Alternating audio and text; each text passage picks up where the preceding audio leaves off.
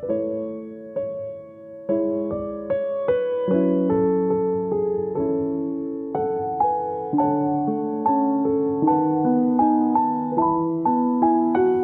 계속해서 저희는 십계명 시리즈를 보고 있고요. 그 십계명 중에서도 오늘은 세 번째 계명인 너는 내 하나님의 이름을 망령되이 부르지 말라라는 제목으로 오늘 함께 나누고, 오늘날을 살아가는 우리에게는 무엇을 말씀하시는지를 말씀을 나누어 보겠습니다.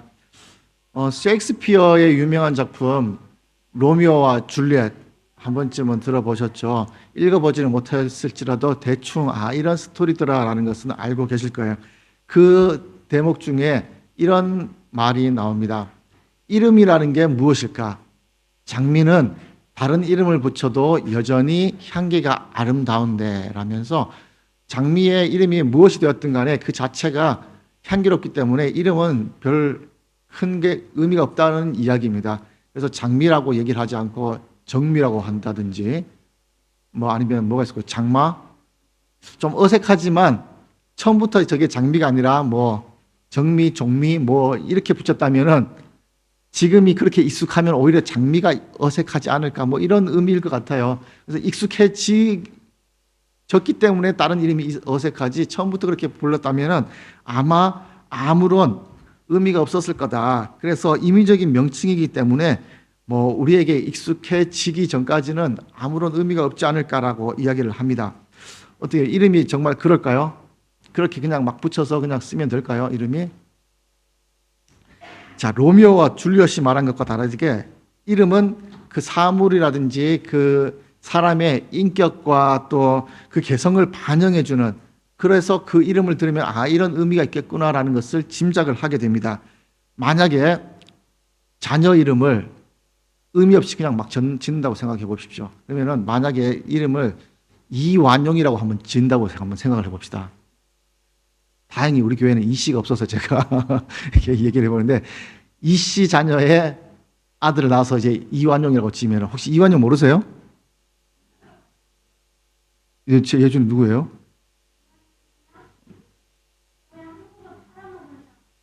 그렇죠. 한국을 팔아먹은 사람의 이름을 내 자녀의 이름이라고 짓는다면은 싫을 거예요. 그리고 그 이름을 듣는다면 안녕하세요 이완용입니다 하면 괜히 이름이 이상하겠죠. 제 친구 중에 이름이 김일성이 있었어요. 흔하게 있는 이름이죠. 김일성. 그리고 김정일이라는 친구도 있고요. 또 김정은이라는 친구도 있어요. 김정은이라는 친구는 이제 여자인데, 이름이 들으면은 괜히 또 내가 아는 그 이미지를 또 생각을 하게 되잖아요. 그래서 이름이라는 것이 어떤 것인지에 따라서 나를 바라보는 첫인상도 달라질 것이고 여러 가지가 달라질 거예요.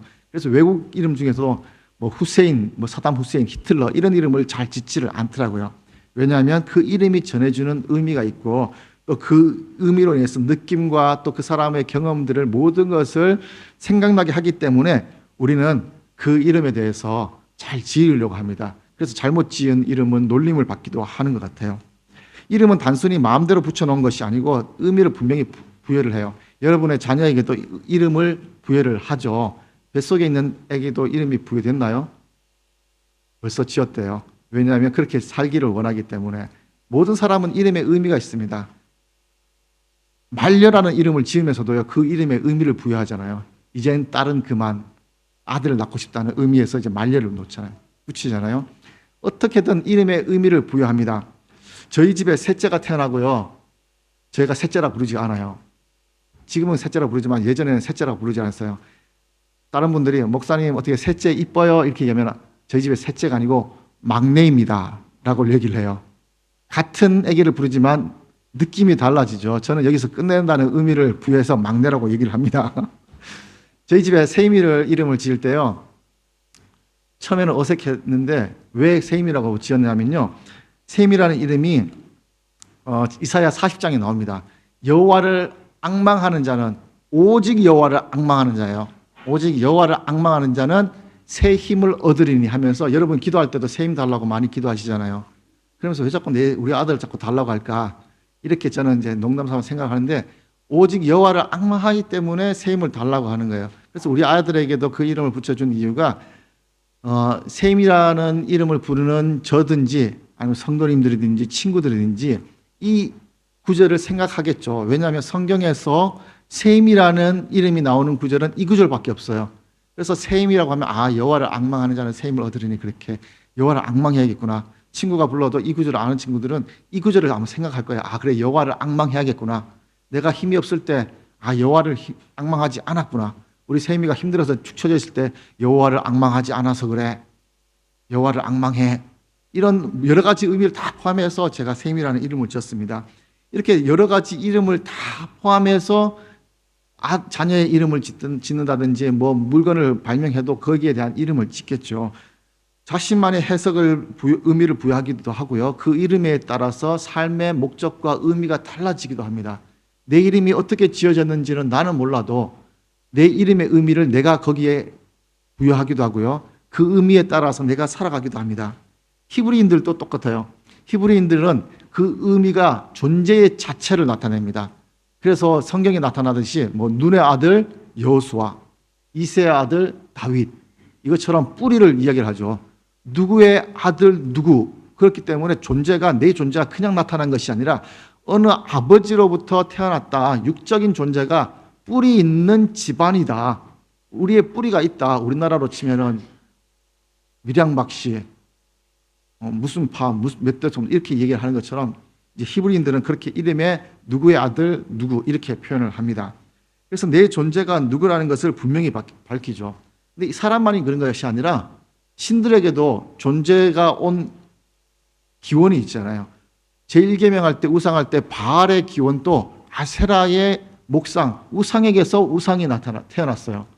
그리고 우리가 아는 불교의 부처도 출처가 있고요. 무속신앙들도 그들의 섬기는 귀신들의 출처가 다 있어요. 그럼 하나님은 어떨까요? 하나님의 출처는 다른 신들과 또 우리의 인간들의 방법과는 전혀 다른 존재로서 하나님께서 존재를 하고 계시죠. 하나님께서 모세를 불러서 저기 힘들어하는 너희 백성들을 구출해내라 라고 했을 때 모세가 바로 왕이 나한테 얘기할 때 내가 어떻게 대답을 할지 모르겠습니다 하면서 모세가 하나님께 질문을 합니다. 너희 조상의 하나님이 나를 너희에게 보내셨다 하면 그들이 내게 묻기를 그 이름이 무엇이냐 하리니 하나님 내가 그들에게 무엇이라고 말하겠습니까? 라고 하나님께 질문을 했어요. 그때 하나님께서 이야기하신 것이 나는 스스로 있는 자이다. I am that I am. 그래서 한국말로 하면 나는 나다. 이 뜻이에요. 나는 누구로부터 온 사람이 아니라 나는 내 자체, 내 스스로 있는 나다. 이 나를 드러내는 거예요. 영원 지존자이신 하나님, 절대자이신 하나님, 그 유일하신 참 하나님이 나다라는 것을 드러내는 거예요. 그러니 이 세상의 창조물이 다른 것은 창조자가 있지만 나는 스스로 있던 자다라는 것을 드러내는 거죠. 스스로 존재하셨던 하나님이기 때문에 다른 신들과도 비교할 수 없고요. 우리 인간과도 비교할 수 없는 그 자체이시기 때문에 우리가 하나님의 이름을 부를 때도 이렇게 이해를 가지고 불러야 되는 거죠. 오늘 본문에서도 너는 내 하나님 여호와의 이름을 망령되게 부르지 말라라고 이야기를 합니다. 망령되게 부르지 말라고 하는데 저희 아버지 이름을 부를 때, 여러분이 아버지 이름을 부를 때 아마 저희 아들에게 세마, 아빠 이름 뭐야? 네, 박성태 이렇게 불러요. 아직은. 근데 예준이는 다르게 하더라고요. 예준아 아버지 성함이 어떻게 돼? 네. 지난번에 불렀을 때 이렇게 안 하더라고요. 저희 아버지 이름은 장자, 이렇게 얘기를 하죠. 어떤 게 여러분 더 듣기 좋으셔요? 박성태 이게 더 듣기 좋아? 박자, 성자, 태자 이렇게 얘기하는 게 좋죠. 존중해주는 의미예요. 그럼 듣는 사람도 기분이 좋고 이름을 불러주는 사람도 이름만 그렇게 불러주는 것이 아니라 그렇게 존대한다는 것이 드러나겠죠. 우리가 하나님의 이름을 부를 때도 그냥 하나님이 아니라 존중되는 마음을 가지고 불러주는 것들을 얘기하는 거예요. 그래서 여호와 이름을 부를 때도 망령되게 부르지 말라고 하는 거예요. 이 망령되게라는 단어가 이제 샤베라는 단어가 쓰여 있는데요. 이 샤베라는 뜻이 헛되다, 아무것도 없다, 그리고 unreality 하면서 실제적이지 않게 부른다라는 것이 아니에요. 그래서 실제적이지 않은 이름으로 헛되게 부르지 말라는 거예요. 그래서 이것이 어떤 의미냐면 하나님의 이름을 부를 때도 뭐 공허하거나 하찮거나 뭐 불성실한 그런 관계로서 이 이름을 사용한다는 거예요. 그렇게 사용하시면 안 된다는 거예요. 또 부르다라는 단어도요, 나사라는 단어를 썼는데 이 나사는 뭔가를 들어 올리다, 뭔가를 이렇게 나른다라는 뜻이 더 첫 번째 의미예요. 미 항공우주국의 이름이 나사죠. 그래서 이거 나사가 여기 있는 무언가를 이제 공중으로 들어 올리는 것이 나사구나라고 실질적인 의미인지는 모르겠어요. 제가 공부할 때 단어 외울 때 그렇게 그냥 암기했던 게 기억나더라고요. 나사, 뭔가를 들어 올리는 거예요. 그러니까 하나님의 이름을 이렇게 들어 올릴 때 이 두 가지 의미를 조합해 보면 하나님의 이름을 부를 때 누군가에게 전달하고 말로서 옮길 때 샵에 헛되게 부르지 말라는 거예요. 실제와 다르게 부르지 말라는 거예요. 그것을 우리나라 말로 망령되게 부르지 말라라고 얘기하는 거예요. 그러니까 하나님의 이름을 부를 때도 뭔가를 의미 있게 전달을 해야 되고요. 불러야 되고요. 그리고 뭔가가 실제적으로서 하나님의 이름을 올려드릴 수 있는 곳에 이름을 부르라는 거예요. 그러니까 부를 때마다도 그냥 의미 없이 막 부르는 것이 아니라 의미를 부여하는 거죠. 그러니까 여호와 이름을 그렇게 불러야 되는데 그렇게 부르지 않을 때 여호와는 그 이름을 망령되게 부르는 자는 죄 없다 하지 아니하리라. 그냥 막 부르는 사람, 그 사람이 죄가 있다는 것을 이야기를 하는 거죠. 그 사람의 죄를 지적을 합니다. 당시에 하나님의 이름이 사용되는 곳이 이제 맹세하는 곳이었어요. 오늘날 또 미국에서는 법정에 서면 성경을 두고 하나님과 또 이게 성경에 그 맹세를 하잖아요. 그 당시에도 하나님의 이름을 두고 맹세합니다. 그리고 앞으로 어떻게 하겠다라는 약속을 할 때도 하나님의 이름을 두고 맹세를 합니다. 그래서 가짜와 진짜를 가릴 때도 너 그거 하나님의 이름을 두고 맹세할 수 있냐? 그것이 진짜냐? 가짜냐? 이렇게 물어봅니다. 그러니 하나님의 이름을 두고 맹세를 하기 때문에 거짓말을 할 수가 없겠죠. 그래서 예수님께서도 나중에 신약시대에 이렇게 얘기를 합니다. 옛사람에게 말한 바 맹세를 하지 말고 헛 맹세를 하지 말고 내 맹세한 것을 주께 지키라 하였다는 것을 너희가 들었으나 나는 너희에게 이르노니 도무지 맹세하지 말지니 하늘로도 땅으로도 맹세하지 말라고 해요. 왜냐하면 하나님의 보좌이기 때문에. 이 얘기는 무슨 얘기냐면요, 어떤 맹세를 하든지 주께 지키듯 해야 되는 거예요. 하나님의 이름을 두고 맹세를 하든지 하나님의 이름이 없어도 그 맹세를 하든지 그것은 지켜야 되는 거예요. 그런데 예수님께서 한 얘기는 그 이야기를 하든 하나님의 이름이 거론됐든 되지 않았든 하나님 앞에서 하는 약속이기 때문에 무조건 지켜야 된다. 맹세는 다 지켜야 된다. 그런데 예수님께서 하신 얘기는 어떤 말로도 맹세를 하지 말라고 이야기를 합니다. 왜냐하면요, 그때 바리새인들이 맹세할 때요, 하나님의 이름을 두고 맹세하는 것도 있고요, 또 어떨 때는 하나님의 이름을 두지 않고 맹세를 할 때가 있어요. 이 하나님의 이름을 두고 맹세하는 경우에는 하나님의 이름이 거론됐기 때문에 어떻게든 지키겠죠. 그런데 어떤 약속을 하든 거룩한 무언가를, 신성한 무언가를 하든 그 말을 할 때 하나님의 이름을 거론하지 않고 맹세한 것은 어겨도 된다고 생각을 했습니다. 그리고 그때 어기는 것은 하나님의 이름이 거론되지 않았기 때문에 이것은 죄가 아니야 라고 생각을 하는 거죠. 그렇게 이제 바리새인들이 오용을 한 거예요. 그러다 보니 예수님도 어떻게든 맹세를 하면 지켜야 되지만 맹세를 하지 말라고 이야기를 하는 거죠. 그 모든 맹세, 약속들이 말로 나오는 것이 하나님 앞에 나오기 때문에 해야 된다는 거예요. 그래서 당시 히브리 사람들은 이 제3계명을 맹세하는 곳에 이름을 사용했기 때문에 약속의 도구로 사용됐던 거예요. 우리가 알고 있듯이 하나님의 이름을 영광을 올려드리고 찬양하는 이름이 아니라 약속의 도구로 이름을 사용했기 때문에 하나님께서는 그 이름에 남용되는 것을 금하셨던 거예요. 시간이 지나면서 그 이름이 금해지다가 나중에는 유대인들은 그 이름을 부르는 것조차 조심하고 헛되게 부를까 봐 오히려 이름을 부르지 않는 시기도 있었습니다.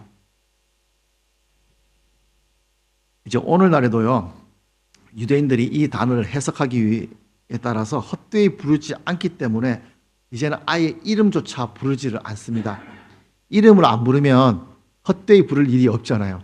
그래서 이름을 안 불러요. 그래서 하나님, 뭐 여호와 이런 단어가 나오면은 주님이라는 단어로 바꾸고요. 그리고 영어로 뭐 가드를 써야 될 때가 있을 거 아니에요. 어떻게 뭐 무역을 하든지 뭐를 하든지 가드를 써야 될 일이 있으면은 중간에 오자를 빼서 G/D 이렇게 쓰는 거예요. 그래서 하나님의 이름을 부르지 않으려고 이야기를 합니다. 그래서 사물의 이름을 지을 때도 뭐 이런 단어를 들어가는 걸 싫어합니다. 하나님의 히브리어로 엘로힘이라고 해요. 엘로힘. 근데 뒤에 있는 힘은 복수예요. 복수. 삼위일체의 하나님이시기 때문에 엘로힘, 하나님의 힘, 복수를 쓴 거예요. 그래서 복수를 빼면 이제 L이 남는데, 그래서 사물의 이름에도 L자를 붙이지를 않아요. 그래서 L자를 쓰면 큰일 나요. 그래서 우리나라에서 처음에 그 문화를 모르고 자동차, L 들어가는 자동차 혹시 아십니까? 엘란트라라고 있었어요. 엘란트라. 지금 아반떼라는 현대 자동차가 수출할 때는 엘란트라라고 수출을 하는데, 이 L자가 들어가서 이스라엘에서 우리는 이 차를 수입 못합니다. 딱 잘랐어요. 그래서 현대에서 머리 쓴 것이 이름을 L자를 빼버리고 란트라라고 그 나라에는 수출을 합니다. 그 정도로 어떤 사물에 L자가 들어가는 것을 아예 금해버려요. 이것이 그 사람들이 지금 또 사용하는 거예요. 하나님께서는 이 이름을 부르지 말라, 아예 그냥 부르지 말고 어떤 의미로도 그런 단어조차 쓰지 말라고 하는 것이 아니에요. 이렇게 헛되이 부르지 말라는 것은 하나님의 이름을 바르게 사용하라는 거예요. 어떤 곳에 사용되든지 하나님께서 원하시는 하나님의 뜻대로 바르게 사용되는 것을 하나님께서 우리에게 말씀을 하는 거예요. 자, 그러면 바르게 사용하기 위해서 우리 하나님의 이름이 뭐라고 했죠? 여호와라고 했어요. 근데 여호와가 아니라 하나님의 이름은 야훼야. 들어보셨어요? 야훼? 어때? 야훼가 맞을까요? 여호와가 맞을까요? 자, 이게 히브리어예요. 자, 이거 읽어보실 수 있는 분. 야훼예요? 여호와예요? 야훼예요? 이게 영어로 보면은 YHWH예요. 자, 이걸 한번 읽어보세요. 여호와예요? 야훼예요? 여호와? 야훼? 자, 이것을 가지고 야훼다, 여호와다라고 얘기를 하시는 분이 많은데, 이것을 YHWH를 야훼라고 읽을 수도 있고요, 여호와라고 읽을 수 있어요. 이것이 고대 히브리어에는요, 자음만, 이게 자음이에요. 빨간색으로 된 게 자음으로 내자고요. 그 당시에는 모음이 없었습니다. 그래서 모음이 없이 우리가 잘 아는 초성 퀴즈 같은 것들을 하잖아요. 우리 글씨에 초성 퀴즈 하는 것처럼 자음만 한번 쓴다고 생각을 해보십시오. 그러면은 그들이 읽는 습관이 있기 때문에 어떻게 읽어가는데, 이제 문제는요, 이 사람들이 이 발음을 안 해요. 발음을 안 해서 문제예요. 처음에는 자음이 없어서 어떻게 읽는지를, 모음이 없어서 어떻게 읽는지 몰랐는데, 나중에는 이제 모음이 생겼어요. 시간이 지나고 이제 읽는 것이 어렵다. 지역마다 나눠지다 보니까는 뭐 사투리 생기듯이 읽는 습관도 조금씩 달라지게 된 거예요. 그러다 보니까는 자음이 생겼음에도 불구하고 이 단어를 읽지를 않아요. 특히 바벨론 포로 시기에는요, 하나님의 이름을 거룩하게 해야 되고, 지금 포로로 있는데 이 이름을 부르는 것이 망령되게 여길 거야 해서 몇 세대 동안 발음조차 하지 않았어요. 그래서 그 이후에 이 발음이 전수가 되지 않았기 때문에 뭐가 정확하다라고 이야기를 하면은 모르시는 분이라고 생각을 하시면 돼요. 정확한 발음은 아직까지 전해지지를 않습니다. 누구도 몰라요. 몇 대를 이어가면서 부르지 않았기 때문에. 그런데 왜 우리가 야훼냐 여호와냐라고 하냐? 이 단어에 나중에 히브리어에 모음이 붙었는데, 그 모음이 붙었을 때 여호와 대신에 그 사람들이 불렀던 단어가 있다고 했죠. 로드라고 불렀어요. 로드, 주님. 그 주님이라는 단어가 아도나이라는 단어입니다. 아도나이 또 한 번 더 좀 들어보셨죠? 이 아도나이를 써보면 이렇게 쓰여 있어요. 그러면 이 위에 것과 다르게 막 점이라든지 밑에 줄이라든지 이런 게 있죠. 이게 모음이에요, 모음. 그래서 위에 있는 YHWH에다가 밑에 있는 아도나이라는 단어를, 그 모음을 붙였어요. 그렇게 해서 읽은 거예요. 그렇게 해서 읽었는데 나올 수 있는 발음이 야훼라는 발음이 나올 수도 있고요. 여호와라는 두 가지 발음이 나올 수 있는 거예요. 근데 뭐가 맞냐라고 또 싸운다면은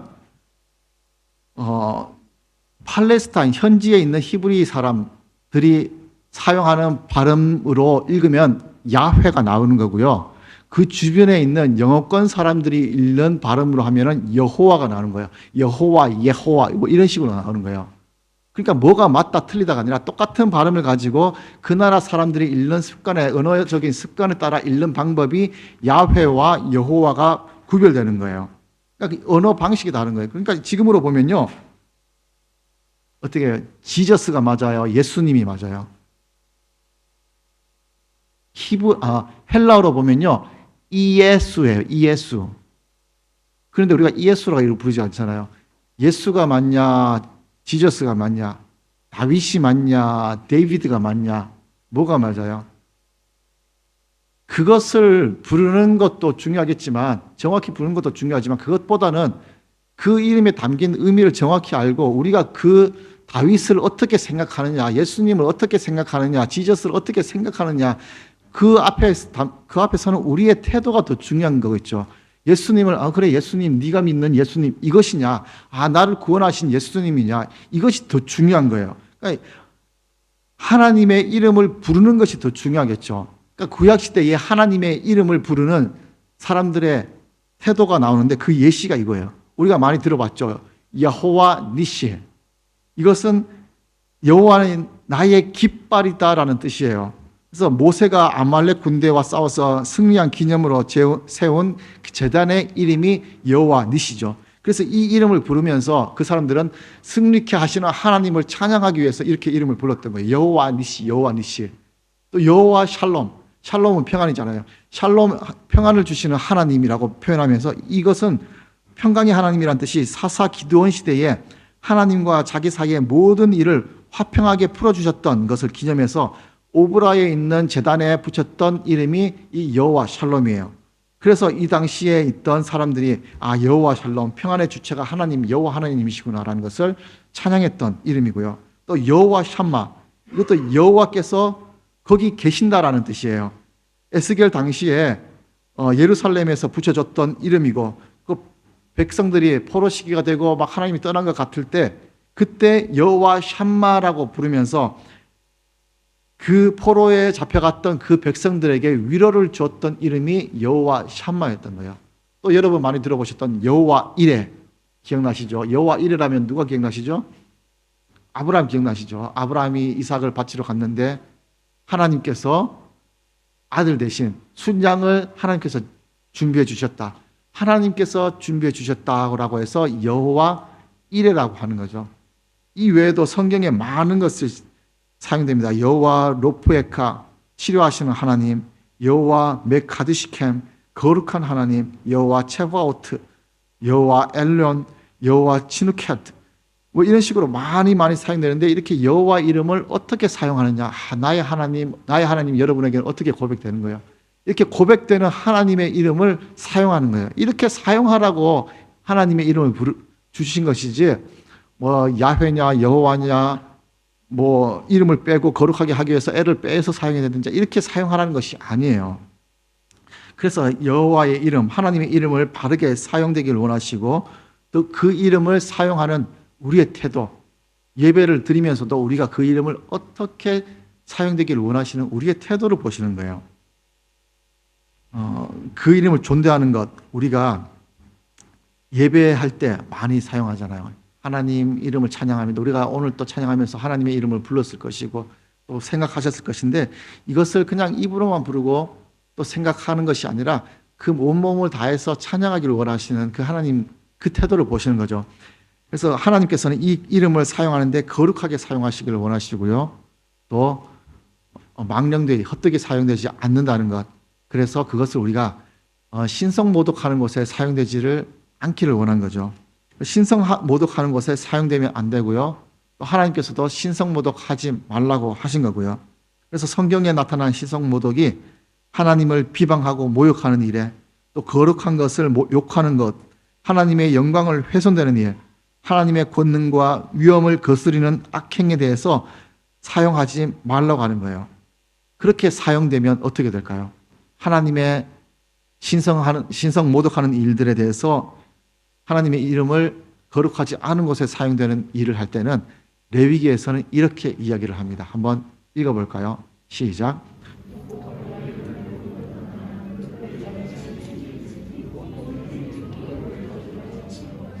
거름이든지 본토인이든지 여호와 이름을 모독하면 그를 죽일지니라. 자, 하나님의 이름 신성 모독을 하면은 그를 죽여야 되는데 뭐로 죽이래요? 돌로 그를 쳐서 죽여야 되는 거예요. 자, 이 계명을 가장 잘 지킨 사람이 있어요. 누굴까요? 생각나는 사람이 있습니까? 이 계명 말씀대로 잘 지킨 사람이 다윗이에요. 다윗. 우리가 잘 알잖아요. 요즘 또 새벽 예배마다 이렇게 묵상하는 다윗 사무엘 상인데요. 그 다윗이 우리가 알고 있는 골리앗 장군 앞에 섰을 때의 모습을 한번 보세요. 이 골리앗 앞에 섰을 때 골리앗을 이기기 위해서 다윗이 자기의 욕심을 드러내고 자기의 이익을 챙긴 것은 아니죠. 물론 다윗이 그를 이겼을 때에 하나님께서 그 사울 왕이 상급을 주겠다, 뭐 많은 권력을 주겠다 해서 상과 권력이 보장된 자리이지만 다윗이 화가 난 이유는 그것 때문에 싸우고 화가 난 거 아니에요. 이방 블레셋 사람들과 골리앗이, 이 이방 사람들이 하나님을 알지 못해서 그런지 하나님의 이름을 모욕을 한 거예요. 그 이름을 모욕하다 보니 이 골리앗이 너무나 미웠겠죠. 그래서 화가 난 거예요. 하나님의 이름을 모욕한 거예요. 그래서 사무엘상 17장 45절 말씀을 보면 다윗이 하는 얘기가 나오죠. 우리 다윗이니까 우리 초등학생 여기 앞에 있는 우리 세 명이 이 구절을 우리 다 한 목소리로 한번 같이 읽어볼게요. 이 세 명 시작.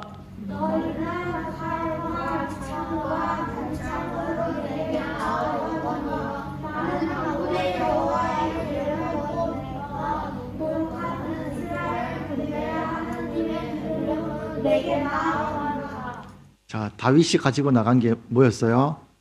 여호와의 이름이에요. 하나님의 이름을 가지고 골리앗 앞에 나갔어요. 그리고 우리가 알다시피 다윗이 골리앗을 무너뜨린, 죽인 무기가 돌이었어요. 돌. 말씀대로 여호와의 이름을 망령되이 하고 신성모독한 그 사람에게 돌로 죽인 거예요.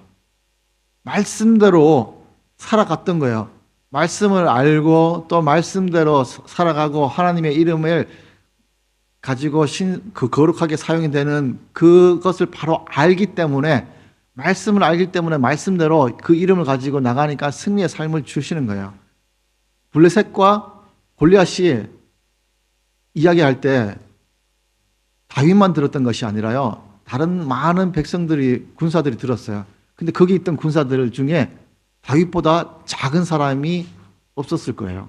전쟁터이기 때문에 다들 다윗보다 컸을 것이고 장성한 사람들이고 더 힘이 많았을 사람임에도 불구하고 그 사람들은 그 이야기를 들을 때 겁이 났지만 다윗은 그 이야기를 들었을 때 화가 난 거예요. 거룩한 분노가 솟았던 거죠. 하나님의 이름이 이렇게 망령되이 부르는구나. 여기에 대해서 분노가 일었던 거예요. 그래서 여호와의 이름을 가지고 나갔을 때에 하나님의 이름을 힘입어 담대히 나가고 그 이름에 힘입어서 승리를 하게 되고, 그리고 하나님의 이름을 이렇게 사용하는 거다라는 것을 많은 사람들에게 알리는 거예요. 그것이 우리에게도 알려지는 거잖아요. 하나님의 이름을 이렇게 사용하는 거구나. 하나님의 이름을 망령되이 골리앗처럼 사용하면 돌에 맞아 저렇게 죽는구나 라는 것을 우리가 아는 거죠. 이렇게 말씀대로 살아가면서 우리가 승리의 삶을 사는 거예요. 자, 그러면은 이 말씀을 듣고 오늘 이제 예배 밖에 나가서 하나님의 이름을 망령되이 여기는 사람은 내가 옆에 있는 돌을 들어가지고 어떻게 될까요? 인터넷을 보면은 하나님의 이름을 망령되이 하고 신성모독하는 사람이 너무 많아요. 세상적으로 보면은 이 사람들을 어떻게 할 수도 있을 것 같아요. 세상적인 법이 명예훼손이라는 게 있어요. 사실인지 가짜인지를 떠나서 내 명예가 훼손됐다면 고소를 할 수 있어요. 법적인 구속용, 요즘 같으면 뭐 바람 펴도 법적으로 처벌받지 못하잖아요. 그래서 누가 나를 바람 폈다고 고소를 했어요. 아니, 막 흉보고 다녔어요. 실제로 내가 그렇게 했을지라도 사실과 여부 없이 내 명예가 훼손됐다 해서 저 사람을 고소하면 명예훼손이 되는 거예요. 물론 명예가 있는 사람이 그렇게 하겠죠. 저 같은 사람은 그런 명예가 없기 때문에 괜찮겠지만, 그러면 하나님의 명예를 훼손하는 사람은 너무나 많잖아요. 법적으로 걸어도 걸려요. 그럼에도 불구하고 하지를 않아요. 인터넷에 그렇게 막 하는 사람 IP 주소를 찾아가서 돌을 가지고 딱 죽여야 되는가? 아니에요. 그럼 오늘날 우리에게 하시는 얘기가 뭐겠습니까? 그 사람을 죽이라는 얘기가 아니라 그렇게 사용되지 않도록 내가 삶을 살아가라는 거예요. 오늘 삶을 살아갈 때에 예수 그리스도의 이름, 하나님의 이름을 가지고 하나님의 이름이 망령되이 부르지 않게, 망령되이 사용되지 않도록 내가 그 삶을 충실히 살아가는 거예요. 남들이 보아도, 믿지 않는 사람이 보아도 하나님의 영광이 드러나는구나. 뭐 연말에 시상식 같은 거 보면은 상 딱 받으면서 먼저 하늘에 계신 우리 하나님께 영광을 드리고요. 너무 멋있더라고요. 그래서 내가 영화계로 나가야 될까? 뭐 이런 헛된 생각도 한번 해보는데, 그렇게 뭔가 시선이 받을 때 그렇게 영광을 돌리는 것. 운동하고 금메달 따서 하나님께 영광을 돌립니다. 이렇게 하면 얼마나 그 영광이 되겠어요. 제 여동생이요. 이게 장기자랑 하는데 초등학교 때 앞에 나와서 노래를 부르는데 무슨 노래 부르냐면 율동까지 하면서 텔레비전에 내가 나온다면 그 노래를 부르면서 나보고 한마디 하라고 하면 예수 믿으세요. 예수 믿으세요. 정말 좋긴 이렇게 율동하면서 이제 초등학생들 친구들 앞에서 불렀던 거예요. 많은 친구들이 막 놀래 자빠지는데 그것을 듣는데 참 나보다 낫네. 초등학교 때. 그렇게 하는 것이 하나님의 이름을 제대로 사용하는 거 아닐까? 오늘을 살아가는 우리 그리스도인들이 하나님의 이름을 그렇게 사용하라는 거예요. 영광 돌리는 일에 사용하고 모범되는 일에 사용하면 그렇게 좋아하시겠죠. 그런데 이 좋은 이름, 이 영광스러운 하나님의 여호와라는 이름이 구약에는 많이 나오는데 신약에는 몇 번 나올까요? 신약에는 여호와 이름이 한 번도 안 나와요. 왜 안 나올까? 하나님께서 부르지 말라고 해서 그 당시 히브리 사람들이 안 불러서 나오지 않을까? 이것이 아니라 신약에 나올 때는 하나님께서 좋은 이름을 주셨어요. 모든 이름 위에 뛰어난 이름을 주셨는데 그 이름이 뭐냐면 예수라는 이름이에요. 예수님이라는 뜻. 예수라는 이름은 그가 자기 백성을 그들에서 죄에서 구원할 자임이라는 거예요. 그의 죄를 구원할 분이 누구실까요? 하나님이시겠죠. 그 하나님께서 그 죄에서 구원해 주신다는 의미가 예수라는 의미예요. 그리고 그 뒤에 나가면 또 임마누엘이라는 이름도 주셨어요. 이 임마누엘이라는 뜻도 하나님께서 우리와 함께 계시다는 거죠. 그래서 예수, 임마누엘 이렇게 주신 뛰어난 이름을 주신 것은 하나님께서 우리와 함께 하시고 우리의 죄까지 구원해 주신다는 이름이 되는 거죠. 그래서 다시 하나님이라는 이름을 다시 언급할 필요가 없는 거예요. 예수의 이름에 하나님의 의미도 포함되었기 때문에 그렇게 같이 주시는 거예요. 예수님께서 이 세상에 오실 때 우리와 더 가까워지기 위해서 성육신하시고 오신 거잖아요. 성막에서 성전에서 계시던 하나님 외로우셨겠죠. 그렇게 외로워 있는데 사람들이 하나님의 이름도 부르지 않아요. 그러니까 더 외로우시지 않으셨을까요? 그 외로움 때문에 이 땅에 오셔서 우리와 동행하시고 우리와 친구까지 되어주셨어요. 그리고 이젠 우리가 편하게 부를 수 있는 이름, 예수님이라는 그 이름까지 우리에게 주셨어요. 친구 이름이 되신 거예요. 그러기까지 친하게 지내고 싶고 친밀하게 지내고 싶은 그 이름이 됐는데, 근데 그 당시 사람들은 그 마음을 모르고 하나님의 이름은 거룩하니까 부르지 말자. 아예 부르지 말자. 이게 아닌 거예요. 친밀하게 부르고 동행하자는 그 의미겠죠. 근데 이것을 망령되이 부르지 말라는 거지 아예 부르지 말라는 건 아니죠. 그래서 예수님이라는 이름이 내 친구로서의 예수님을 편하게 부를 수 있지만 망령되이 편하게 부르는 것이 아니라 그래도 거룩하고 의미 있게 그 예수님의 이름, 그 모든 이름 위에 뛰어난 그 예수님의 이름을 바르게 부르라는 것을, 바르게 사용하라는 것을 우리에게 말씀을 하는 거죠. 그래서 오늘 말씀을 정리를 해보면요, 여호와 하나님의 이름은 망령되이 부르라는 것이 아니라 그 이름을 통해서 우리의 삶에서 하나님의 이름의 영광이 드러나는 것을 이야기를 하는 거죠. 제1계명이 예배의 대상이 누구인지를 우리에게 가르쳐 주셨다면 제2계명은 예배의 규범, 예배의 방식을 우리에게 알려주셨습니다. 그리고 오늘 제3계명은 우리에게 얘기하는 것이 예배의 태도를 우리에게 얘기하는 거죠. 예배의 중심이 되신 하나님, 여호와의 이름을 부르는 우리의 태도를 이야기를 하는 거예요. 그래서 예배 시간에 부르는 하나님의 이름도 그냥 아무 생각 없이 의미 없이 부르는 것이 아니라 그 하나님이 어떤 분인지를 의미를 알고 찬양을 하고 그 이름을 한 번을 부르더라도 그것을 알고 부르라는 거예요. 그래서 우리가 하나님을 만나러 왔을 때도 그 모든 것을 생각하고 우리의 태도가 오로지 하나님께 초점이 맞춰지는 그런 우리의 예배의 태도를 이 시간 한 번 더 보라는 거예요. 그래서 우리의 예배, 교회에서만 예배 드리는 것이 아니라 각자의 처소에서도 예배 드리잖아요. 삶의 예배를 드릴 때도 하나님의 이름을 부를 때도 그렇게 거룩하게 그 뜻을 알고 부르라는 거예요. 제 이름이 박성태잖아요. 근데 박성태가 저 혼자만 있는 것이 아니라 다른 사람도 많이 쓰더라고요. 유튜브에 박성태라고 치면은 박성태 기자가 나오더라고요.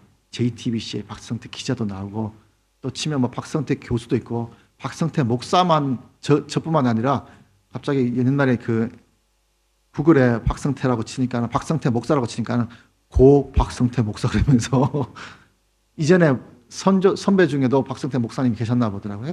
이름이 흔해요. 근데 그 흔한 이름이 제가 범죄자의 명단에 박성태라는 이름이 들어가면은 싫을 것 같아요. 물론 제가 아님에도 싫고요. 좋은 이름, 뭐 상 받는 이름에 박성태라는 이름이 들어가면은 저 당연히 더 좋겠죠. 하나님의 이름은 다른 사람들이 쓰지는 않아요. 오직 하나님 한 분만 여호와 하나님이라는 이름을 씁니다. 그 하나님의 이름이 하나님의 영광을 가리는 자리에 쓰기를 원하시겠습니까? 하나님의 영광이 드러나는 곳에 하나님의 이름이 사용되기를 원하시겠습니까? 그것은 우리가 그 이름을 어떻게 쓰고 우리의 삶이 어떻게 살아가느냐에 따라서 하나님의 이름이 이곳으로 갈지 저곳으로 갈지 판가름 나겠죠. 오늘 예배도 우리가 부르는 하나님의 이름, 우리의 입을 통해서 하나님께서 영광 받으신 줄 믿습니다. 우리의 입이 더욱더 하나님을 찬양하고 또 한 주간 살아가고 이 자리를 벗어나더라도 우리의 삶에서 하나님의 이름이 바르게 사용되고 영광 받는 데 사용되어서 하나님께서 영광 받으시고 그로 인해서 더욱더 우리와 동행하시는 하나님, 우리를 통해서 기뻐하시고 기뻐서 우리를 더 축복하시면서 챙겨주고 싶은 그 하나님, 그 하나님을 통해서 우리가 더욱더 하나님을 깊이 알아가고 하나님과 동행함으로 인해서 그 축복을 누리시는 우리 사랑하는 베델교회 성도님 되시기를 주님의 이름으로 축원드리겠습니다. 우리 기도하겠습니다. 하나님 감사합니다. 오늘 하나님의 이름에 대해서 배우고 또 하나님의 이름을 거룩하게 사용되기 위해서 우리가 어떻게 해야 될지 제3계명을 보았습니다. 내 삶에 나타난 하나님의 이름이 거룩하게 사용되기를 원하고 또 주님의 이름이 더욱더 드러나기를 원합니다. 내 삶에 하나님의 이름을 더욱더 드러내며 내 삶의 지경에서 내 삶을 바라보면서 하나님을 바라볼 수 있는 삶을 살아갈 수 있도록 인도하여 주시옵소서. 오늘 예배 가운데서도 하나님께서 함께 하신 줄 믿습니다. 하나님의 이름이 불려지고 또 하나님의 이름이 거론될 때마다 더욱더 하나님의 영광이 드러나며 하나님께 집중할 수 있는 우리의 예배가 될 수 있도록 주님께서 인도하시고 오늘 예배를 통한 하나님의 영광 우리를 통해서 받으신 줄 믿사오며 예수님 이름으로 기도드립니다. 아멘.